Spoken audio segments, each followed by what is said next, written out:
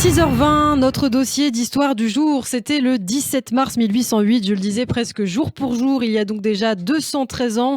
Napoléon Ier instituait alors les consistoires israélites. Au sommet de sa puissance, l'empereur français prend en effet l'initiative d'organiser et de contrôler le culte juif dans ce qui fut autrefois l'Empire français et le Royaume d'Italie. Un projet qui lui est inspiré par le souci, on va en parler, de prévenir les pogroms et les conflits religieux, notamment en Alsace, où on le sait, les juifs sont relativement nombreux. Un peuple juif qui suscite déjà le mépris et la colère de la population locale par ses difficultés, notamment d'assimilation, mais pas seulement, on ne peut pas le justifier. Il faut rappeler qu'en France, en 1789, on compte environ 40 000 juifs sur 26 millions d'habitants, soit environ 5 fois moins qu'aujourd'hui en proportion de population globale. Et quelques années plus tard, donc après 1789, Napoléon ordonne cette idée de fédérer le culte juif. On en parle ce matin avec vous, Christophe Darin.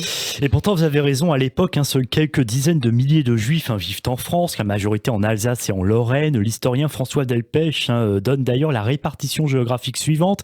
25 000 juifs en Alsace, 10 000 en Lorraine, seulement 2 700 à Paris et environ 6 000 dans le sud de la France. C'est très peu, en effet, quand on compare ces chiffres aux masses juives de l'Est. 100 000 en Prusse, plus de 500 000 dans l'Empire autrichien et au moins 1 million en Russie à l'époque, au XVIIIe siècle. Mais visiblement, les juifs, même en nombre minime, ont depuis la nuit des temps du souci à se faire. Et l'histoire de cette création du consistoire commence donc le 30 mai 1806. On est là quelques mois après le retour de la campagne de Napoléon à Austerlitz.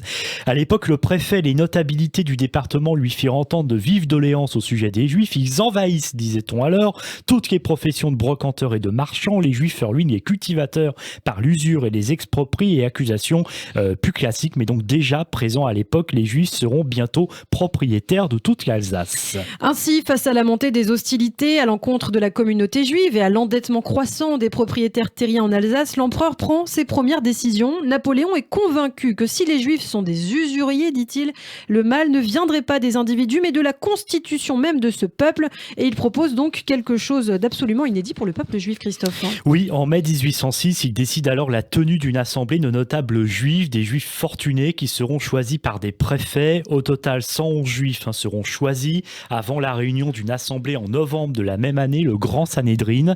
Durant un mois, ce tribunal rabbinique sera chargé de rédiger les positions doctrinales pour les juifs de France. Le plan de Napoléon, en somme, était de se servir des juifs eux-mêmes pour corriger, entre guillemets, les autres juifs. Finalement, voilà, c'est ce qui a été analysé un petit peu plus tard. Dans l'immédiat, en tout cas, l'objectif est que Napoléon obtienne des réponses claires et sans ambiguïté à une série de questions. Au total, 12 questions qui concernent à la fois des questions sociales, mais aussi des thèmes de pure pratique du judaïsme. Est-il licite aux juifs d'épouser plusieurs femmes? Le divorce est-il permis par la religion juive? Une juive peut-elle se marier avec un chrétien et une chrétienne avec un juif? Tant de questions qui sont étudiées un mois entier par le Grand Sanhédrin. Et la réponse des représentants laïcs et religieux du judaïsme sera unanime. Les juifs décident au final de renoncer à certaines pratiques, notamment la polygamie et la répudiation. Ils admettent également le divorce et les mariages mixtes. Une dernière question qui donna lieu toutefois à de vives discussions entre les rabbins et les laïcs. Oui, bien sûr, contractés conformément aux lois du Code civil, ces mariages mixtes sont valables, bien qu'ils ne soient pas susceptibles d'être revêtus de formes religieuses. Ils n'entraîneront aucun anathème, c'est ce que déclare alors le Grand Sanhédrin. Et puis une autre question intéressante, par ailleurs, aux yeux des Juifs, les Français sont-ils leurs frères ou sont-ils des étrangers? Et à la question de l'attachement des Juifs à la France, la réponse sera également unanime. La France est notre patrie, les Français sont nos frères, les Juifs sont prêts à défendre la France jusqu'à la mort. Voilà la conclusion de l'Assemblée, ce que les Juifs feront d'ailleurs lors des deux grands conflits mondiaux au XXe siècle et s'engagent pour leur pays. Les Juifs se reconnaissent alors pleinement français, respectueux du Code civil, dit Code Napoléon, et disposés à défendre le territoire national. C'est à ce moment-là que Napoléon met en place le fameux consistoire central, présidé par le rabbin de Strasbourg, David Sinsheim. Il valide les propositions de l'Assemblée des notables juifs le 9 février 1807. Et l'année suivante, le 17 mars 1808, donc, un premier décret donne valeur officielle aux réformes cultuelles proposées par l'Assemblée des notables. Un deuxième décret institue alors 13 consistoires régionaux en vue de gérer les synagogues et les organisations israélites. Des consistoires sont ainsi supervisés par un consistoire central de France qui réunit 3 grands rabbins et 2 laïcs. En fait, la délimitation exacte des pouvoirs juridiques des rabbins intéressait au plus haut point l'empereur. À l'époque, Napoléon proposa donc un règlement organique du culte mosaïque selon soit la loi de Moïse, les tables de la loi. loi sur le modèle du protestantisme paru le 17 mars 1808. Quelles sont justement ses principales dispositions ? Eh bien, il sera établi une synagogue et un consistoire israélite dans chaque département renfermant 2000 juifs. Chaque synagogue particulière sera administrée par 2 notables et un rabbin, lesquels seront désignés par l'autorité compétente.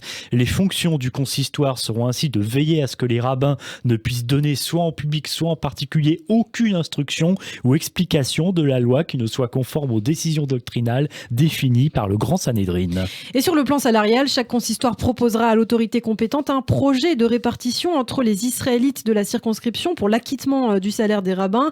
Enfin, il est décidé qu'un rabbin doit parler à la fois le français, bien sûr, mais aussi le grec, de préférence. En effet, il est alors ordonné qu'aucun rabbin ne pourra être élu s'il est natif ou naturalisé français ou italien du royaume d'Italie et s'il ne sait la langue française en France, ce qui est quand même révolutionnaire à l'époque. Et il sera, dis donc, vous avez raison Ilana, celui qui joindra à la connaissance de la langue hébraïque quelques connaissances des langues grecques et latines sera préféré selon le texte napoléonien. Notons par ailleurs que les rabbins ne bénéficieront d'aucun traitement de l'État financier, à la différence des prêtres catholiques et des pasteurs protestants qui sont alors salariés par l'État au titre du concordat, ce qui changera d'ailleurs suite à la loi de 1905. Alors pour conclure, donc, ce règlement sera complété par le décret du 11 décembre 1808 sur l'organisation des consistoires. Il porte bien la griffe napoléonienne. L'autorité rabbinique qui est largement placée sous la tutelle des représentants laïcs des communautés. Furent ajoutés ensuite d'autres décrets qui n'ont d'ailleurs pas tous fait l'unanimité. Oui, par exemple le décret du ministre de l'Intérieur, non-père de Champagny, sous Napoléon, qui ajoute un décret très vite qualifié de décret infâme, accusé de renouer avec les discriminations du passé, des cas arbitraires d'annulation de créances au détriment des commerçants juifs, l'obligation pour eux d'obtenir une patente révocable du préfet et surtout l'interdiction de se faire remplacer et d'échapper au service militaire pour les juifs qui tireraient un mauvais numéro pour la conscription. Et d'ailleurs, c'est fou, mais cette disposition sera abrogée par Louis XVIII, Louis Stanislas Xavier de France seulement 10 ans plus tard. Et puis enfin, on en parlait tout à l'heure de la langue française, Napoléon promulguera encore un autre décret à Bayonne, ce sera le 20 juillet 1808. Quel est-il ? Eh bien, il oblige précisément les juifs nés après 1792 à déclarer leur identité civile avec un nom et un prénom officiel consignés dans un registre spécial, distinct de celui des autres citoyens, une liberté dirigée, si on peut dire, qui favorisa toutefois incontestablement l'accession des juifs à tout ce qui est carrière et surtout fit oublier les mesures brutales de l'empereur. En effet, et cette reconnaissance officielle et mutuelle contribuera à une paix religieuse qui persistera au moins jusqu'au régime de Vichy. Malgré l'antisémitisme éternel ambiant que l'on connaît, l'émancipation des Juifs de France sera d'ailleurs observée par une partie de l'Europe comme une grande avancée. Heureux comme Dieu en France.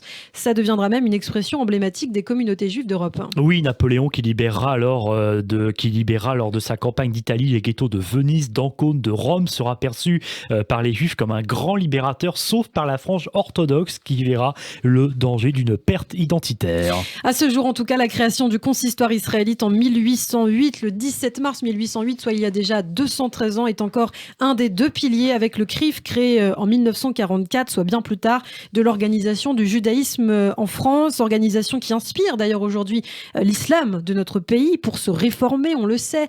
L'organisation de l'islam de France est compliquée, étant donné que la plupart des institutions musulmanes du pays sont financées par l'étranger. On en avait d'ailleurs parlé très longuement avec l'imam de Drancy, Hassen Chalgoumi, une interview que vous pouvez retrouver d'ailleurs sur notre page YouTube et en podcast sur notre site internet.